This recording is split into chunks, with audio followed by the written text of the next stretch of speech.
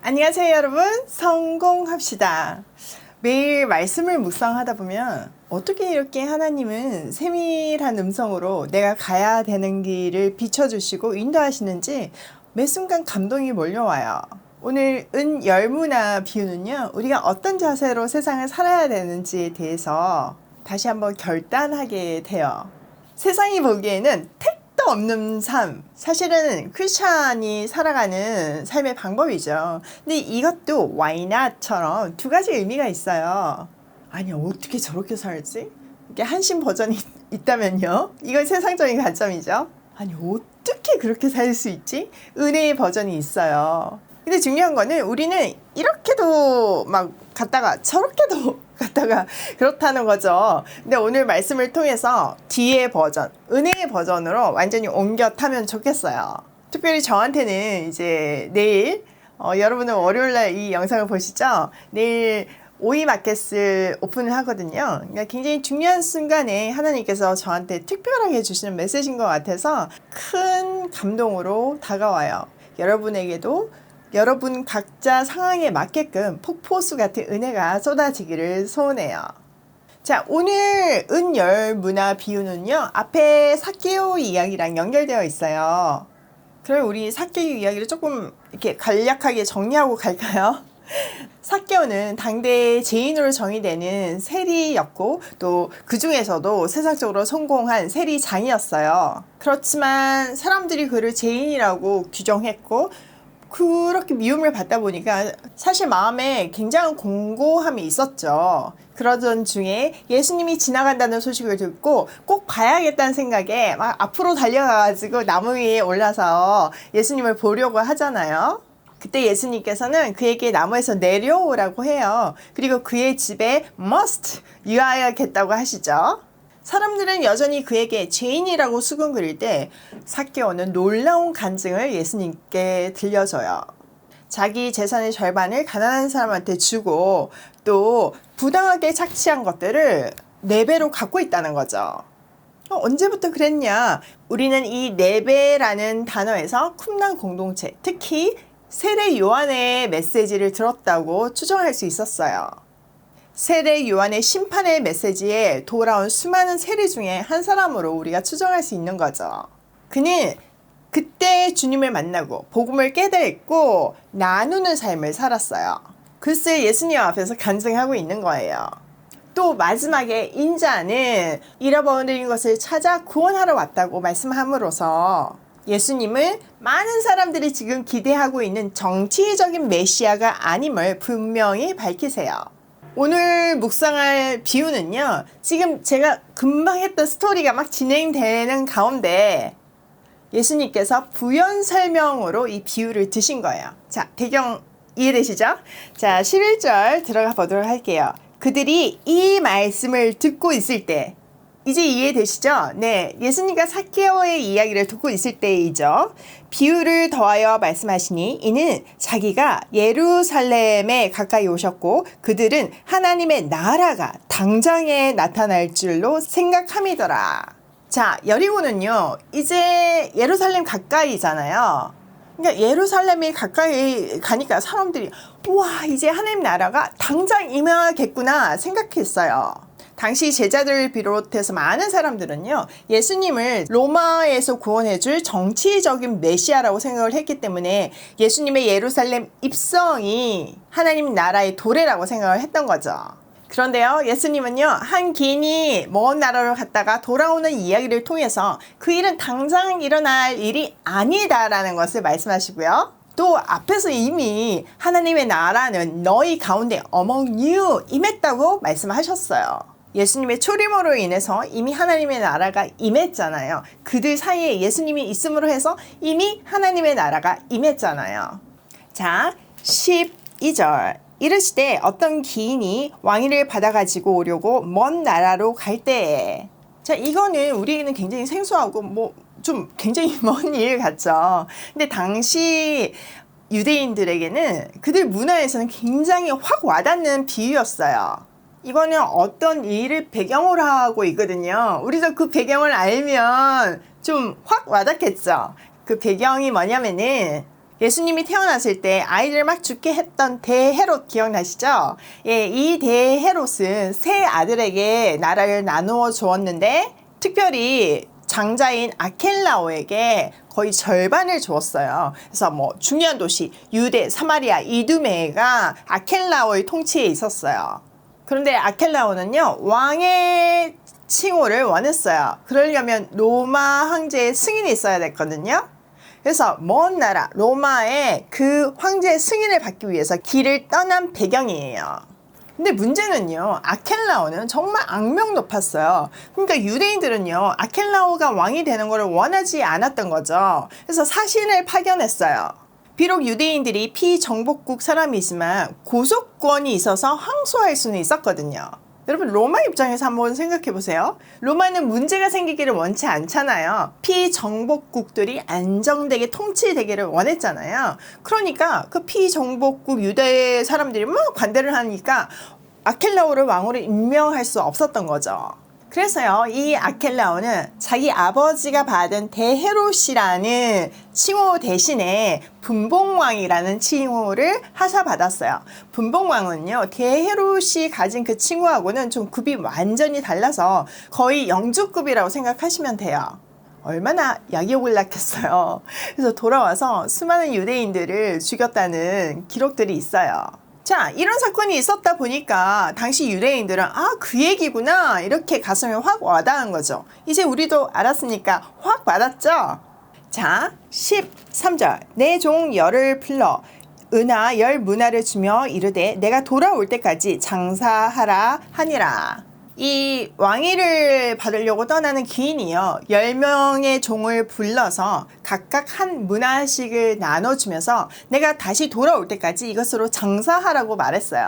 이 내용을 또 정확하게 알려면 한 문화가 어느 정도인지 알아야 되는데요. 사실 이게 제가 찾다 보니까 학자들 간의 차이가 좀 크더라고요.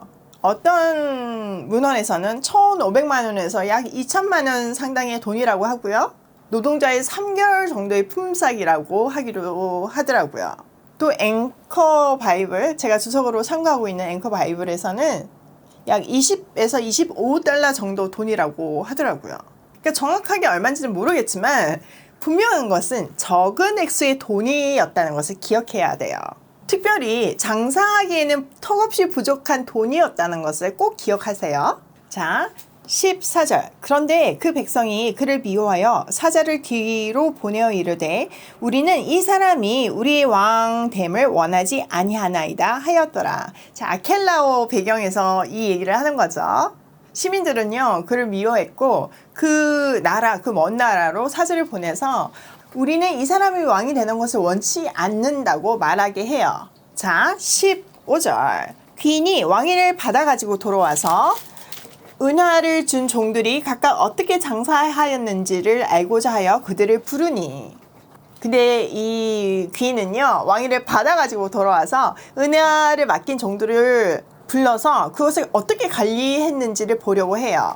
자, 16절 그 첫째가 나와 이르되 주인이여 당신의 한 문화로 열 문화를 남겼나이다. 주인이 이르되 잘하였다. 착한 종이여 내가 지극히 작은 것에 충성하였으니 열 고을 권세를 차지하라 하고 그 둘째가 와서 이르되 주인이여 당신의 한 문화로 5 문화를 만들었나이다. 주인이 그에게도 이르되 너도 5 고을을 차지하라 하고. 자, 첫 번째 종은요, 한 문화로 10 문화를 벌었다고 했고 주인은 착한 종이라고 칭찬하고 작은 일에 충성했으니까 10 고을을 다스리는 권세를 받으라고 했어요. 그리고 두 번째 종이 또 와서 나는 5 문화를 벌었다고 얘기하니까 5 고을을 다스리게 했어요.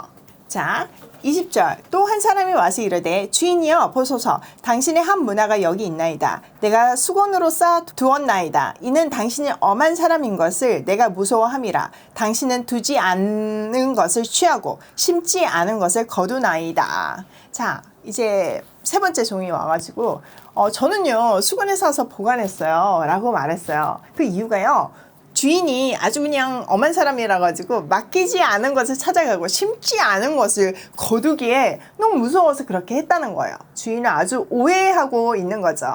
자, 당시 문화 속에서는요, 귀중품들을 땅에다 묻었어요. 그래서 성경에는 땅 속에 묻힌 보화가 등장하잖아요.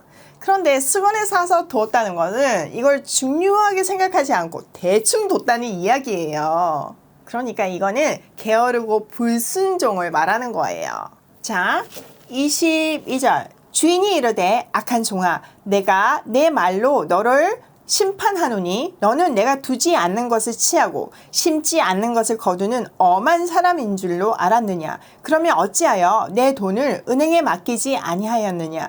그리하였으면 내가 와서 그 이자와 함께 그 돈을 찾았으리라 하고 곁에 서 있는 자들에게 이르되 그 한 문화를 빼앗아 10 문화 있는 자에게 주라 하니. 이의 주인은요, 그에게 게으르고 악한 종이라고 얘기했어요.